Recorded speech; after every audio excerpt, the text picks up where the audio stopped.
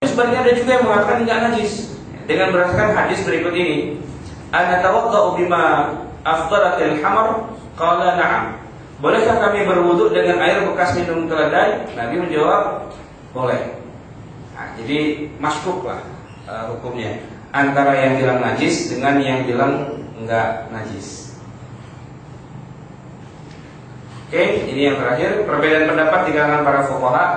Para fuqaha besar berbeda pendapat dalam masalah hukum su'ur hewan. Di antaranya adalah pendapat berikut. Imam Abu Hanifah, pendapat beliau terhadap hukum su'ur hewan ini terbagi menjadi 4 besar sesuai dengan jenis hewan tersebut, sebagaimana yang tadi sudah dibahas ya. Nah, Imam Malik sebaliknya, Imam Malik justru mengatakan bahwa hukum su'ur semua hewan itu halal. Tidak pandang apakah hewan itu hewan yang najis apa enggak. Ini Imam Malik. Jadi dari yang tadi kita baca semua tadi itu, kata Imam Malik, nggak pakai. Pokoknya semua hewan itu halal. Su'urnya itu tidak najis. Sebab beliau berpendapat bahwa untuk menajiskan su'ur itu harus ada dalil yang kuat. Dalil yang kuat, yang sharih, yang secara langsung disebutkan di dalam hadis itu. Misalnya bunyinya ludahnya hewan najis gitu. Kalau nggak ada bunyi hadis yang tegas seperti itu, maka dia bilang nggak bisa kita menarik-narik kesimpulan atau mengkias-kiaskannya begitu aja. Sebaliknya, nah sekarang Imam Syafi'i yang kebanyakan di Indonesia bermadzhab Syafi'i, beliau berpendapat bahwa semua su'ur hewan itu halal, tidak najis. Hanya su'ur anjing dan babi saja yang haram. Ini Syafi'i.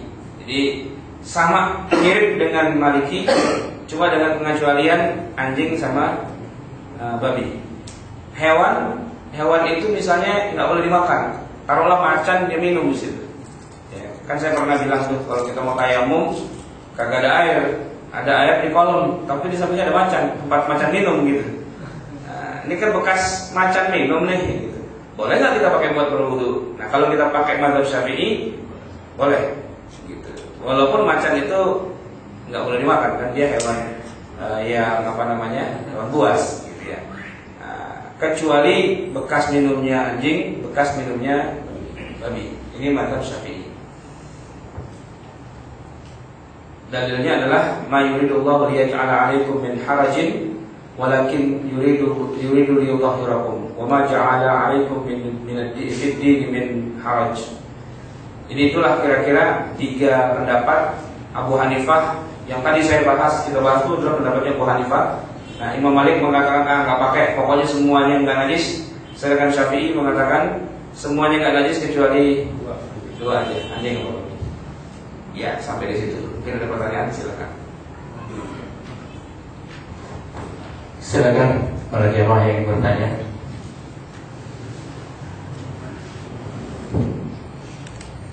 Ya Ustaz, kalau musik tadi ya, pengetahuan orang Hindu, Buddha dan lain, kalau dia beraliran seperti Ahmadiyah atau Syiah itu dikatakan apa?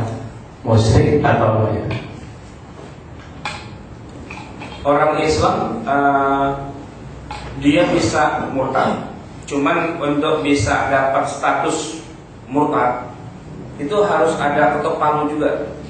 Ya, jadi kita nggak bisa misalnya lu Ahmadiyah lu berarti lu kafir, nggak bisa. Walaupun secara umum kita mengakui bahwa orang yang mempercayai adanya Nabi sesudah Muhammad berarti itu adalah sebuah faham yang membuat dia keluar dari agama Islam. Secara umum aturannya itu kita sepakatin.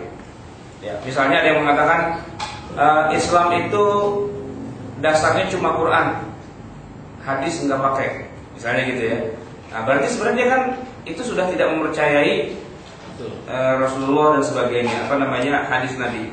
Itu kan ingkar sunnah itu sebenarnya kalau menurut aturan rukun Islam itu sudah keluar dari aturan Islam.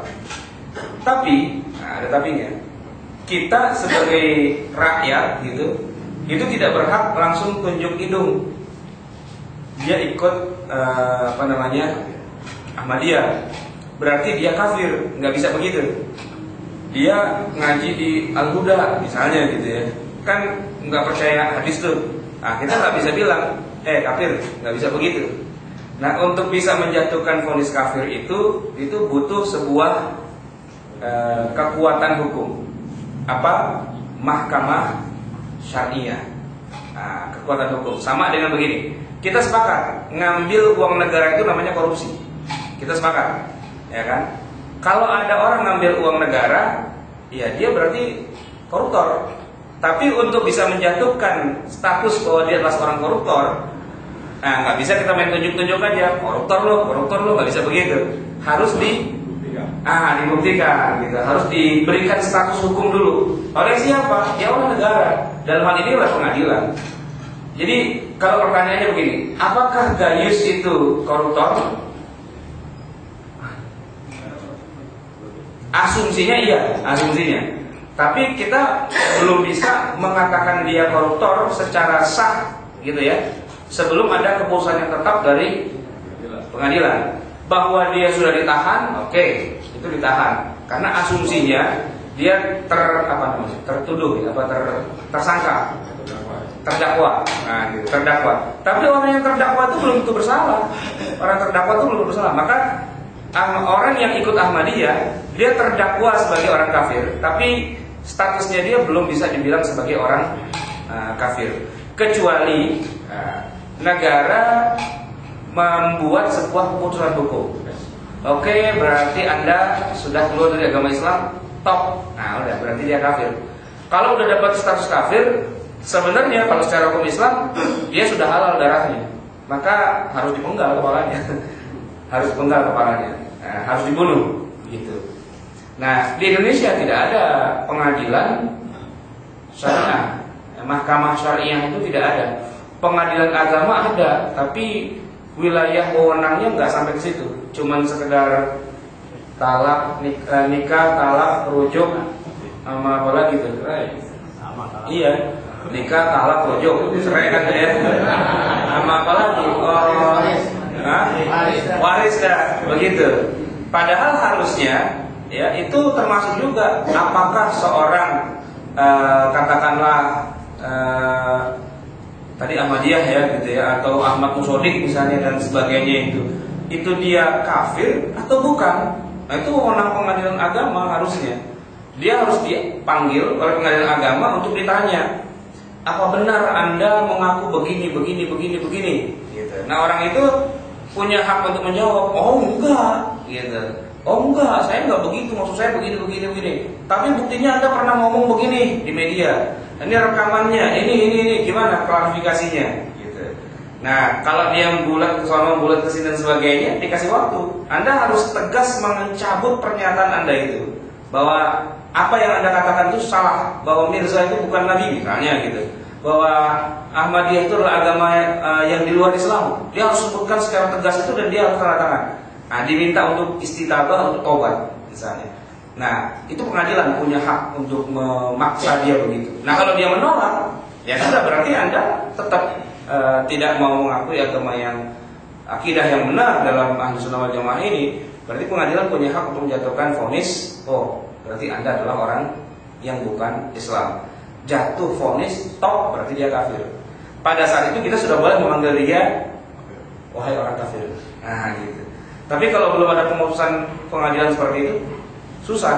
Man kafara musliman fahuwa kafir. Siapa yang nuduh orang Islam sebagai kafir, walaupun maskuk gitu ya, walaupun 99% kita udah zon banget, jadi memang dia udah keluar kan begitu. Tapi butuh ketok palu. Nah, ketok palu secara sah dari negara yang berwenang, yang berdaulat.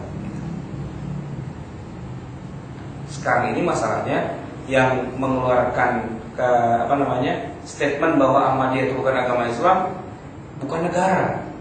Itu masalahnya. Majelis Ulama. Nah, Majelis Ulama itu bukan negara. Gitu. Dia adalah sebuah lembaga swadaya masyarakat. Dia LSM. Enggak beda sama kita. Majelis Taklim Perguruan Darul Ulum membuat pernyataan bahwa Ahmadiyah bukan Islam. Kata Ahmadiyah, gue pikirin. Iya, karena kita nggak punya kekuatan hukum secara positif di Indonesia itu nggak punya kekuatan hukum. Ini cuma fatwa, gitu kan. Nah, harusnya itu dikeluarkan oleh misalnya Departemen Agama. Agama mengeluarkan bahwa si fulan sudah kami periksa dan sebagainya, dan kami putuskan pertanggal sekian bahwa dia dianggap sudah keluar dari agama Islam. Nah, itu punya kekuatan hukum. Gitu. Maka kalau dia mati nggak boleh dikuburin di wakaf gitu, nggak boleh. Di tempat orang Islam nggak boleh, dikuburin di tempat orang yang agama dan lain-lain itu. Ya, mungkin orang Kristen juga bilang, oh bukan Kristen, nggak boleh di sini. Nanti orang Hindu orang bilang nggak boleh di sini, di mana? Agamanya dan lain-lain gitu. Oke, ada lagi mungkin silakan. Iya Pak Fatoni. Assalamualaikum warahmatullahi wabarakatuh. Waalaikumsalam. Kalau lihat kemarin terakhir ini ada 3 imam, Imam Hanafi, Hanafiyah, Imam Malik dan Imam Syafi'i. Kalau kita baca Imam Hanafiyah sama Imam Syafi'i hampir sama. Iya. Tapi tuntutan dari Imam Malik ini ya tidak ada dalil yang mengatakan haram atau sucinya syukur ini. Nah, apa selama ini kita belum menemukan di namanya ya Quran maupun hadis. Soalnya Imam Malik kan ini menuntut payungnya itu kan hadis atau dalilnya kan gitu.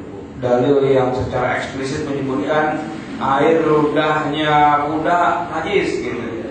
Dia menuntut itu karena nggak ada dianggap wah nggak bisa nih. Ya kan semuanya kan dia beliau ini kan halal semua kan. Gitu. Iya. Jadi, terus pertanyaannya? Ya, jadi kalau kita baca di sini bahwa Imam Malik ini mengatakan bahwa hukum syukur itu semua jenis hewan itu halal. Iya. Maksudnya bukan suruhnya ya? Iya. Air liurnya. Iya. Beliau berpendapat bahwa untuk menajiskan su'ru itu harus ada dalil yang kuat. Iya, dalil yang kuat. Dan sarih. Nah, sarih itu maksudnya yang eksplisit disebutkan secara tegas. Gitu. Iya. Nah, pas selama ini nggak ada gitu ya yang tegas mengatakan bahwa binatang itu seperti kayak anjing, babi dan yang lain yang haram itu. Soal menuntut ini payung dalilnya yang kuat gitu kan. Oke, baik. Ini pertanyaan cukup kritis ya, tapi memang harusnya begitu. Begini, dari tadi ketika kita bicara tentang syukur, itu memang kita tidak menemukan hadis yang secara to the point menyebutkan wasu'rul kalbi najisun, gitu. Atau wasu'ru al-hirrati najisun, gitu. Nggak ada yang menyebutkan begitu.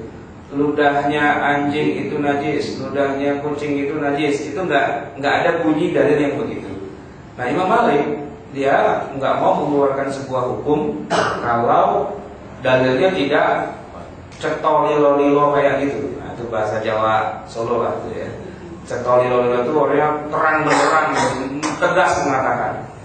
Yang lain-lain hanya berdasarkan kaidah. Kalau dagingnya halal, berarti air liurnya suci. Nah, kata Imam Malik, yang bilang begitu siapa? Nah, gitu kan. Hadisnya mana yang bilang begitu? Itu kan tadi kaidah itu cuma kaidah yang dibikin oleh para ulama saja. Artinya cuma sekedar logika. Kalau dagingnya halal, ya berarti yang keluar dari dagingnya kan halal juga harusnya. Air liurnya atau keringatnya dan sebagainya. Nah gitu. Tapi kalau kata Imam Malik nggak bisa, kita nggak bisa pakai logika begitu. Mesti ada secara tegas diomongin gitu. Nggak bisa cuman kalau begini berarti begini. Itu kira-kira pendekatan Imam Malik. Sehingga ini kalau kita mau lebih agak perluas ya, contoh dari Imam Malik itu. Imam Malik adalah salah satu imam yang tidak menajiskan anjing. Gitu. Anjing itu nggak najis sama dia. Kalau babi kan semua sepakat ya. Tapi kalau anjing, jumhurul ulama Abu Hanifah, Syafi'i, Ahmad bin Hanbal itu memang bilang najis.